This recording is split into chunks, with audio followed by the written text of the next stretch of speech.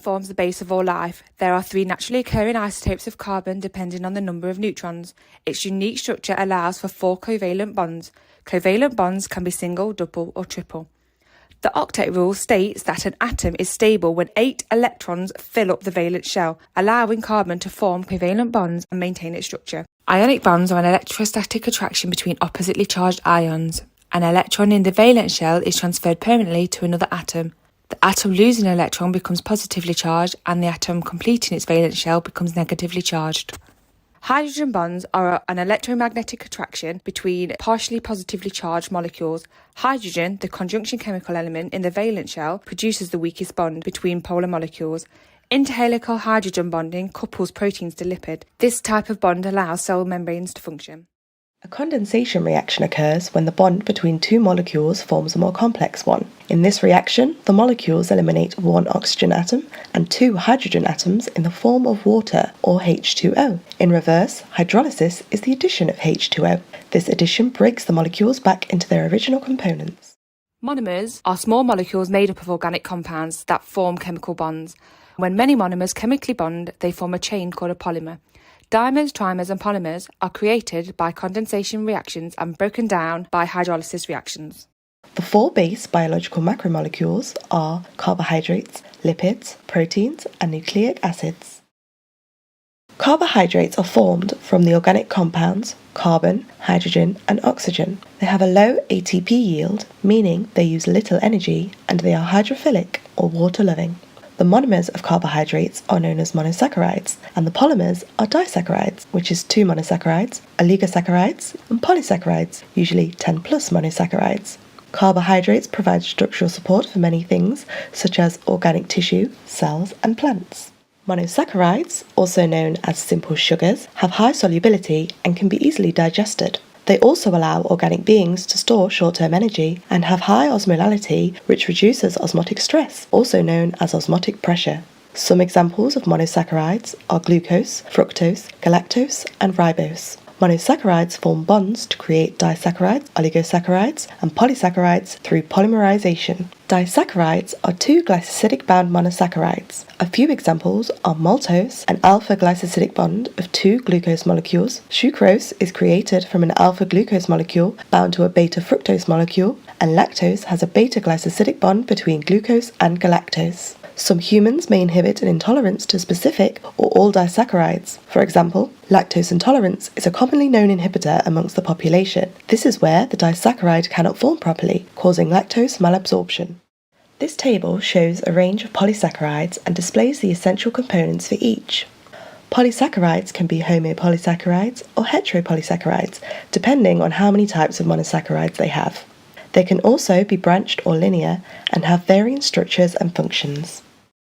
Lipids are large heterogeneous hydrocarbon compounds made up of carbon, hydrogen and oxygen. Lipids are hydrophobic and therefore non-soluble in water. They play an essential part in reducing reactions in the cell to keep them at a homeostatic level. Lipids are lipophilic and not easily digested. They also have a high ATP yield and provide thermal insulation for organic life.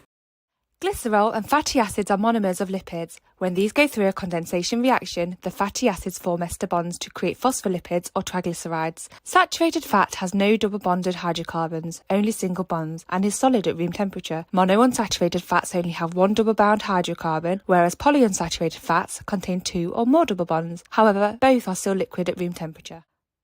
Phospholipids contain phosphate, glycerol and 2 fatty acid chains, and triglycerides contain glycerol and 3 fatty acid chains. They are hydrolyzed back to fatty acids and monoglycerides in the gut by lipases. Phospholipids are amphipathic, whereas triglycerides are hydrophobic. Both have different functions within organic life. Phospholipids make up cell membranes, whereas triglycerides are the main constituents of body fat. Glycolipids, usually oligosaccharides, are linked to a lipid molecule, providing structural stability to cell membranes and determining a person's blood group. Steroid hormones are usually synthesized from cholesterol within the body. They are fat-soluble and play a vital role in transcription. Adipose cells store long-term energy, and they are broken down when the supply of glycogen and glucose in the blood has been fully utilized. Steroid hormones are chemical messengers between tissues, cells and organs. So proteins are essential organic molecules made up of carbon, hydrogen, oxygen and nitrogen atoms. The monomers of proteins are amino acids and the polymers are polypeptides. 2 amino acids form a dipeptide, 3 amino acids form a tripeptide, and more than 10 amino acids form a polypeptide. All are bound by covalent bonds joining the carboxyl group from one amino to the amino group of another. Amino acids contain intricate 3D shapes that define their function. A central alpha carbon atom bonded to a carboxyl group, an amino group, a hydrogen atom, and a variable R group. There are 20 amino acids. A sequence containing a selection from 64 codons provide them with their unique structural properties. One change in the correct amino acid sequence can cause an imbalance, such as a sickle cell disease. Amino acids form a chain together in sequences that are determined by the DNA or RNA. R groups can affect the size, charge, and polarity of amino acids. This table shows the 20 primary amino acids, their solubility, and whether they are non-essential, which means synthesized in the body, or essential, which means required in the diet. Polypeptide chains are not always linear. They fold and curl into an alpha helix or beta-pleated sheet. When amino acids within the polypeptide chain are polar, they form hydrogen bonds. Peptide bonds can also be broken down with hydrolysis and formed by condensation. Bonds that stabilize the structure of proteins can be broken down by changes in the temperature, pH, or added chemicals. This causes a change in the overall shape, preventing the protein from functioning correctly, or in other words, the protein is denaturalized. Protein structures may be primary, secondary, tertiary, or quaternary depending on their structure and function. As enzymes are proteins, they are also affected by external factors. Enzymes are highly specific quaternary proteins that form an alpha helix or beta sheet that folds around itself to form a complex 3D shape. R groups of various amino acid interactions hold this structure in place. Disulfide bridges are the strongest bonds and not easily broken. Enzymes are biological catalysts that speed up chemical reactions without being consumed or altered. They make metabolic reactions fast enough to sustain organic life. Catalysts lower the activation energy for reactions. The lower the activation energy, the faster the reaction.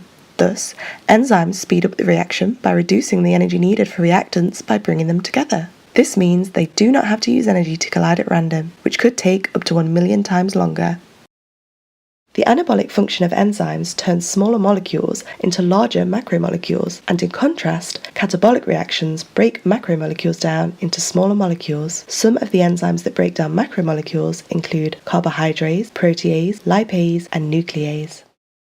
Environmental conditions change the effectiveness of enzyme activity. Enzymes adapt to function to their full potential, even in the extreme conditions in which they usually reside. However, changes in these conditions cause rapid acceleration and abrupt halts.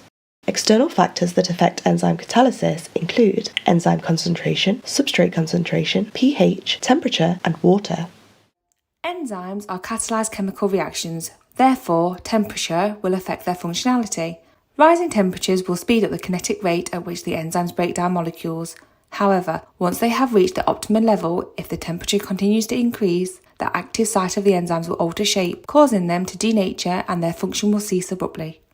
The pH can also alter the enzyme's active site. An optimum pH will differ depending on where the enzymes usually work. For example, acidity in the stomach requires a low pH of around 2. Therefore, intestinal enzymes work optimally in an acidic environment, but in a pH of 7.5 they would denature. If the pH increases, the rate of enzyme activity also does until it reaches a peak pH level, at which point the active site changes shape and becomes denatured after a drastic drop in activity. An increased substrate will allow the enzymes to function optimally.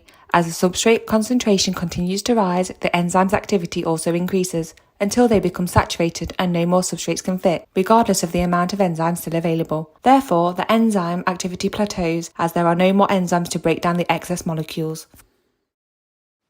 4 well-known enzyme inhibitors are irreversible inhibitors that inactivate an enzyme permanently by covalently bonding to the active site, reversible inhibitors that inactivate without covalently bonding to the active site, competitive inhibitors such as poisons fight against the substrate to bind to the active site, rendering the enzyme useless, and non-competitive inhibitors such as antibiotics or preventative vaccines such as the malaria vaccine bind away from the active site at a distant location.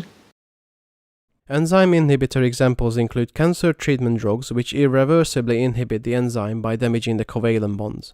Venom from a scorpion sting that inhibits the acetylcholine receptors causes paralysis.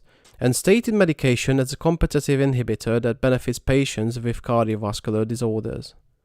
There are 2 widely known theories of enzymes. Fischer in 1894 believed that the enzyme's active site to be rigid and only complementary with specific substrates and named this the lock and key method. These substrates had to fit the shape of the active site perfectly to bind together. Only then will the enzyme catalyze and the chemical reaction occurs. Fischer believed that if the substrate did not fit the enzyme seamlessly, they would not bind. This model does not account for the multiple reactions certain enzymes can make, but it does explain why enzymes have a high specificity. The more acceptable induced fit model that accounts for the multiple reactions and is more realistic of conformational changes is that of Koshland in 1958. He theorized that the active site is flexible and adapts its shape to suitably bind with the substrate to form the enzyme-substrate complex. This allows for the enzymes to catalyze substrate variations. Upon the final shape being achieved, the chemical reaction will then catalyze and the products are released from the complex.